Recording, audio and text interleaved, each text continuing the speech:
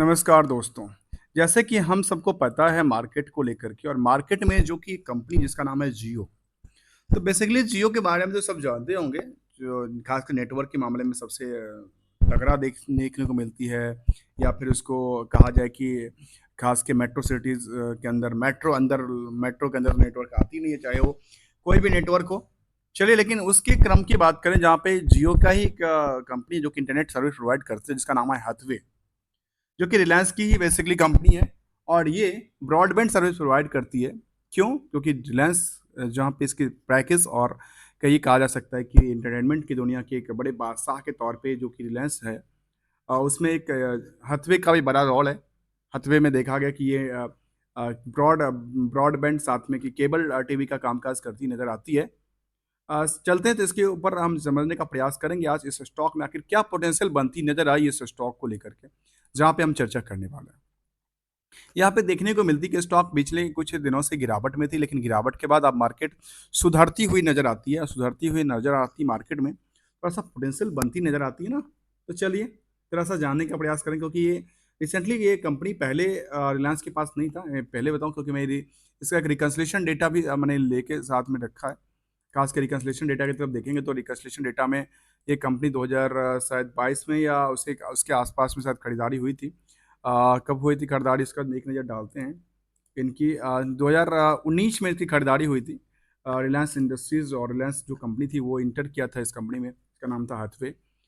तो चलिए, तो जो कि अक्सर कंपनी जब कुछ बड़ी दिक्कत से फॉल करती है तो फिर बड़ी इंडस्ट्री जो होती है ना वो उसको टेक ओवर लेने के प्रयास करें, क्योंकि कस्टमर डेटाबेस जो है ना वो बड़ा इंपॉर्टेंट होता है।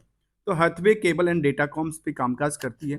तो चलिए इसका परफॉर्मेंस की तरफ देखेंगे, इसका पैटर्न की तरफ देखने का प्रयास करते हैं। सबसे पहले देखने नजर डालते हैं यहाँ पे फंडामेंटल की तरफ। तो करंट मार्केट प्राइस है 23 रुपये का। इस पर कुछ करने वाला बात नहीं है, बेसिकली तीन फैक्टर है, फंडामेंटल, टेक्निकल और सेंटिमेंटल। इन तीनों को ऐड कर देंगे तो ये प्राइस निकल जाती है। इसमें कुछ हाँ, फंडामेंटल, टेक्निकल और तीनों चीज़ों में एक अलग अलग एस्पेक्ट होती है, सबकी अलग अलग टेक्निक्स होती हैं समझने के लिए। सबके अलग अलग क्या कहते हैं इंडिकेटर्स होते हैं इसको एक समझने के लिए। तो चलिए इस बिजनेस को हम समझने का प्रयास करते हैं। इस बिजनेस का नाम है जिसका नाम है ब्रॉडबैंड एंड इंटरनेट वाली service. The company Hathway Cable and Datacoms is engaged in the distribution of the internet service through cable and has the strategic stake in the in it is engaged in the cable television business. जो कि हमने पहले कहा कि cable television और broadband पे कामकाज करती है। इस प्राइस को काट के अब चलते हैं पहले फंडामेंटल प्राइस में। फंडामेंटल प्राइस कहती है बुक वैल्यू के 24 रुपये, और इनका जितना एसेट्स है, इस कंपनी का जो एसेट्स है वो एसेट्स की यदि वैल्यूशन करें, अंडरलाइनिंग एसेट्स वैल्यूशन की, तो निकल के आती है 10 रुपये 40 पैसे का। अर्थात बुक वैल्यू से इसका एसेट्स वैल्यूशन कम निकल के आती है। चलिए आगे। दूसरा जो बात आती है वो आती है डेट टू इक्विटी का। डेट टू इक्विटी बड़ा इंपॉर्टेंट होता है, क्योंकि ये देखना होता है कि कंपनी के पास कभी डेट्स था, लेकिन जब ये इनका शायद ये इनके साथ हुआ काम, कुछ काम हुआ रिलायंस के साथ, तो फिर उनका डेट शायद खत्म हो गया। यहाँ पे करंट रेशियो थोड़ा सा ज़्यादा है, अभी भी 3.46 के आसपास है, और जो कि करंट एसेट्स और करंट लायबिलिटी के रेशियो के कहा जाता है। अब आते हैं, एक नज़र डालते हैं इसके पी की तरफ। और पी क्या कहती है? स्टॉक की पी कहती है 41.3 का, और इंडस्ट्रियल की पी कहती है 15.9। तो ये देखना जरूरी है, मैं चाहे इंडस्ट्रियल की पी की बात करूं या स्टॉक की पी की बात करूं। स्टॉक पी तो सिंपल लॉजिक से निकलती है, जिसका फॉर्मूला होता है करंट मार्केट प्राइस को डिवाइड करना किसे, ईपीएस से डिवाइड करेंगे, अर्निंग पर शेयर से डिवाइड करेंगे तो स्टॉक की पी निकल के आ जाती है, स्टॉक पर अर्निंग निकल के आती है।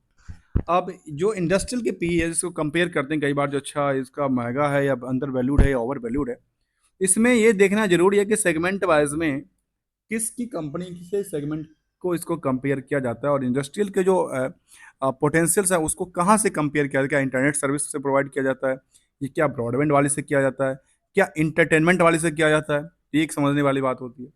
चलिए, यदि सेगमेंट वाइज डेटा होगा तो हम इसको समझने का प्रयास करेंगे, इसके किस बिजनेस से सबसे ज़्यादा रिवेन्यू जनरेट होती नजर आती है। हिस्टोरिकल डेटा आरओसी कहती है 3.36 और आरओई कहती है 2.34। फेस वैल्यू है 2 रुपये का। डिविडेंड का कोई ट्रैक रिकॉर्ड है नहीं।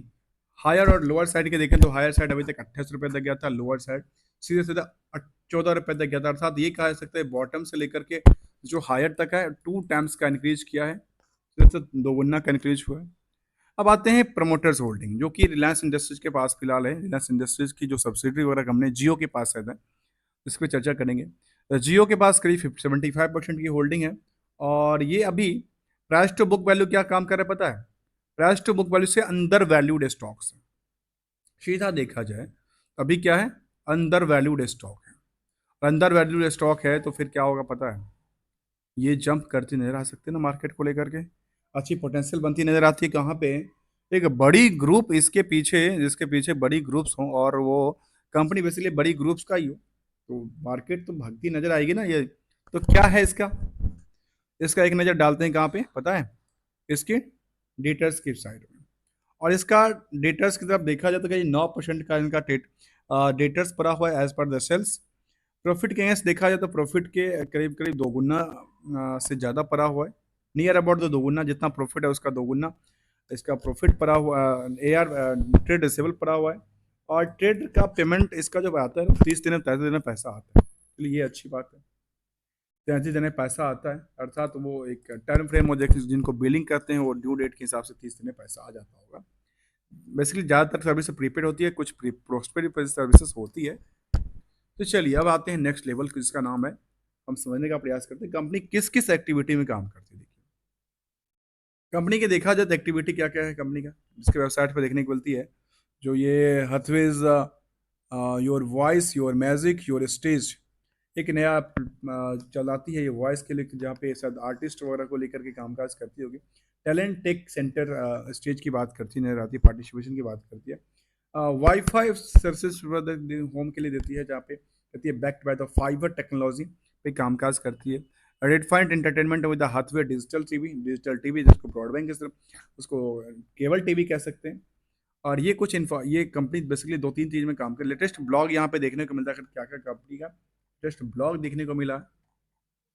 इसकी वेबसाइट पर देखेंगे तो बेसिकली इनके पास क्या है, कुछ जो कि ब्रॉडबैंड डिजिटल केबल, और बस दो ही चीज़ें, बिजनेस ब्रॉडबैंड हैं और बिजनेस केबल की बात करती है, बिजनेस टीवी की बात करती है। यहाँ पे अब टीवी गाइड्स और टीवी पैकेज की बात करते हैं। यहाँ पे इंटरटेनमेंट में वो सब ये बेचती नजर आती है, जहाँ ब्रॉडबैंड कहती है 300 Mbps तक स्पीड देती नजर आती है। तो चलिए आगे चलते हैं, इस कंपनी के पीयर्स की तरफ एक नज़र कंपेयर करें। तो पीयर्स में आखिर क्या है? पीयर्स में यहाँ पे देखने को मिलती है कि भारतीय एयरटेल्स, वोडाफोन्स, भारतीय नेक हेक्सास, टाटा कम्युनिकेशंस, रेलटेल, टाटा टेली महाराष्ट्र, नजारा टेक्नोलॉजी, हथवेज केबल्स, इन सब का यदि देखा जाए तो ये सब कंपनी इसी काम काज करती है नहीं करती, क्योंकि ये देखना जरूरी है। यदि ब्रॉडबैंड की सर्विस देती है तो एयरटेल तो देती है। वोडाफोन का ब्रॉडबैंड तो शायद हमने देखा नहीं अभी तक, शायद देती होगी। भारतीय एक्शा का एक बार अभी सर रिसेंटली कंपनी लिस्टेड था ना सर इसका, वो देखना जरूरी है। फिर टाटा जो कि कम्युनिकेशन है ये तो देती है। फिर टाटा टेली सर्विस महाराष्ट्र के देखने, रेल टेल की देखें तो ये गवर्नमेंट के लिए काम काज करती है। तो इन सब की पोटेंशियल क्या है? क्योंकि इन सब में सबसे सस्ता यदि पी की तरफ देखा तो सबसे सस्ता पी पता है किसका है? हथवे का। सबसे सस्ता पी किसका है? हथवे का निकल के आता है। तो चलिए इसको आगे देखें, इसका पैसा कितना फंसा हुआ है, ये अलग रिकॉर्ड डेटा कहती है। इनका क्वार्टरली डेटा क्या कहती है? क्वार्टरली डेटा में ये देखने को मिला लेटेस्ट कंपनी का 500 करोड़ तक का क्वार्टरली डेटा जो कि इनका सेल्स है वो पहुंचा हुआ है। ऑपरेटिंग प्रॉफिट मार्जिन जो है यहाँ पे करीब 16% के आसपास निकल के आती है। एवरेज देखा है करीब 15-16 के आसपास ही निकल के आएगी। इसके बाद प्रॉफिट देखा तो करीब इस कंपनी से रिलायंस इंडस्ट्रीज को एक क्वार्टर में करीब 35 करोड़ का प्रॉफिट होता है।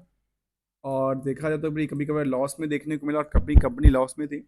यहाँ पे लगातार क्वार्टर ऑफ क्वार्टर पिछले 4 साल, चार क्वार्टर से लगातार प्रॉफिट में। अब यहाँ पे देखा जाए तो यहाँ पे कंपनी का जो सेल्स है लगातार बढ़ती है, और बढ़ती चलती गई करीब 2000 करोड़ के आसपास पहुंची है सेल्स। इस सेल्स के बेसिस पे देखा जाए तो इनका ऑपरेटिंग प्रॉफिट भी 16% जो हमने मार्जिन लिया था और नियर अबाउट द सेम है, और नियर अबाउट 100 करोड़ के आसपास इसका प्रॉफिट पहुंचा है। इससे पहले कंपनी का 253 करोड़, 130 करोड़ के आसपास तक गया था। उससे पहले कंपनी देखेंगे तो लगातार लॉस मेकिंग कंपनी थी, जहाँ पे एक्सपेंड करती नजर आई थी, क्योंकि कंपनी इन्होंने टेक ओवर लिया था ना शायद 2019 के अंदर। उसके बाद मार्केट अब पोटेंशियल निकल के आती नजर आती है इस कंपनी को लेकर।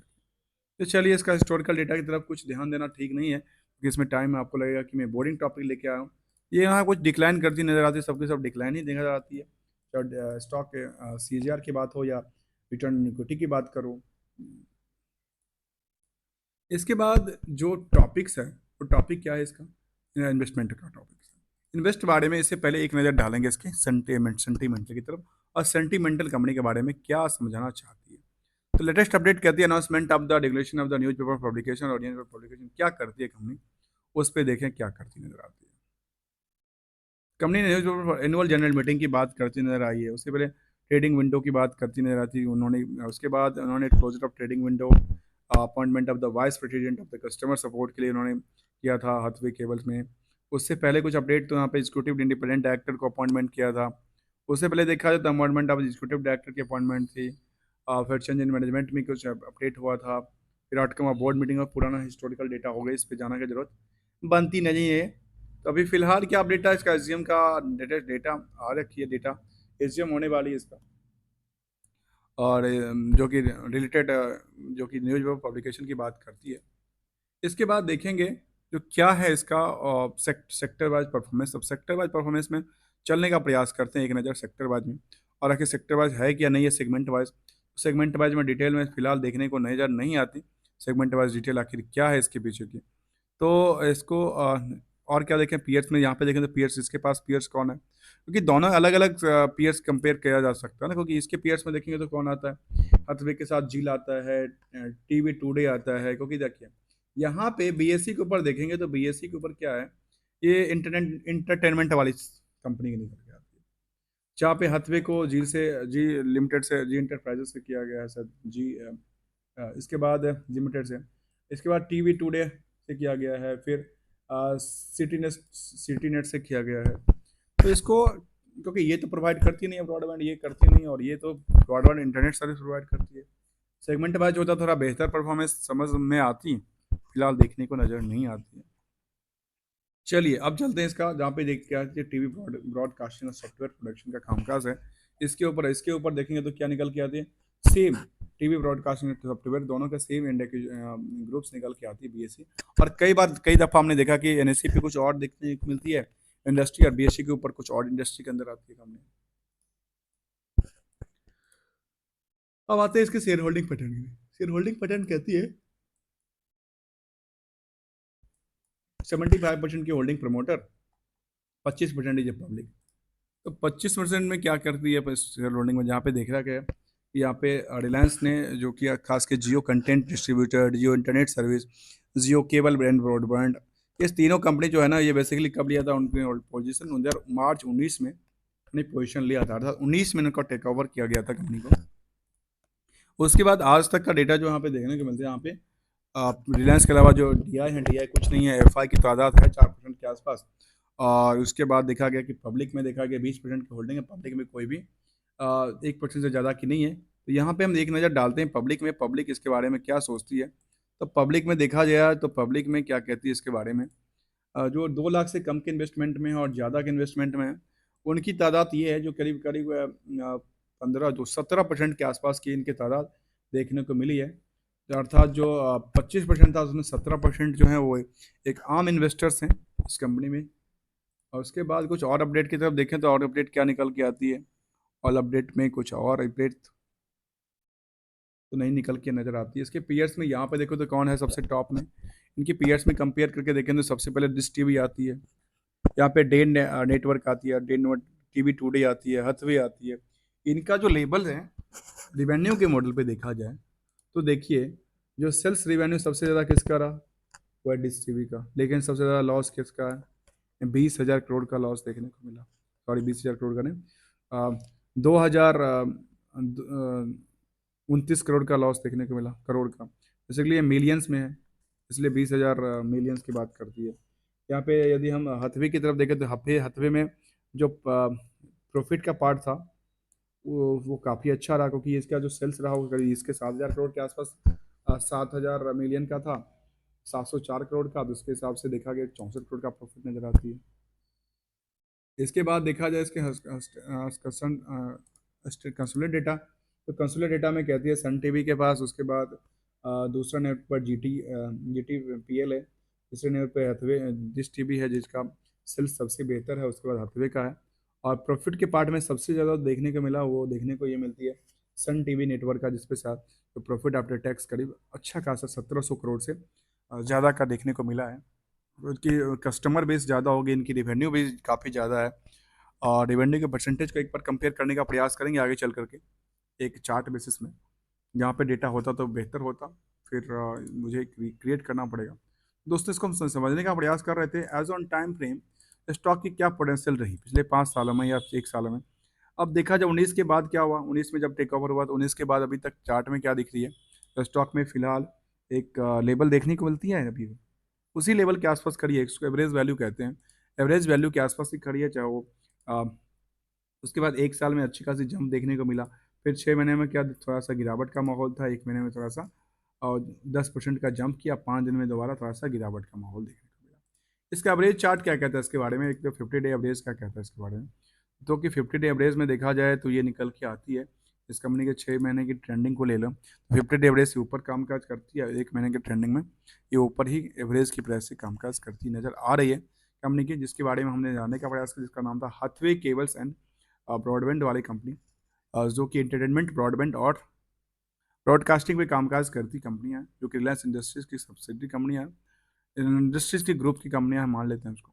दोस्तों वीडियो अच्छा लगा तो लाइक से सब्सक्राइब करना ना भूलना। Thank you so much for joining. जहाँ पे देखिए एक स्विंग की तरह निकल के आती है यहाँ पे पोजिशन, और यहाँ भी स्विंग वाली पोजीशन निकल के आती है, मतलब जो लगातार क्या हो रही है स्टॉक में, यहाँ पे एक स्विंग वाली पोजीशन बनती नजर आती है। और इस हिसाब से यदि बढ़ती नहीं नजर आई है स्टॉक, तो पोटेंशियल क्या निकल के आती है, पोटेंशियल बढ़ती नजर आती है ना स्टॉक की। उसको कोई रिकमेंडेशन नहीं है किसी स्टॉक को लेकर के, इसे कंप्लीट लर्निंग पर्पज। वीडियो अच्छा लगा तो लाइक से सब्सक्राइब करना ना भूलना। Thank you so much for joining here दोस्तों।